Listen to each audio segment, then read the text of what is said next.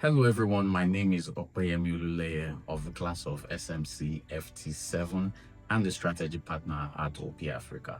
I am honored to be running for the office of the Vice President of the Pan-Atlantic University Alumni Association. The Alumni Association is more than just a network, it's a family.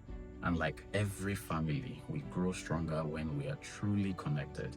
My vision for the Alumni Association is simple: to create an enabling environment for connection and growth.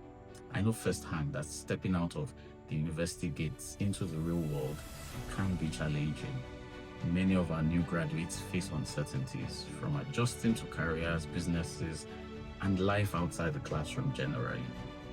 My desire is to make that transition easier by ensuring they feel supported, they feel guided, and they feel connected. We, the alumni of Pan-Atlantic University, we are blessed with individuals who are thriving in different spheres of influence. Imagine the power of bringing those who just started out together with those who have already walked the path of success.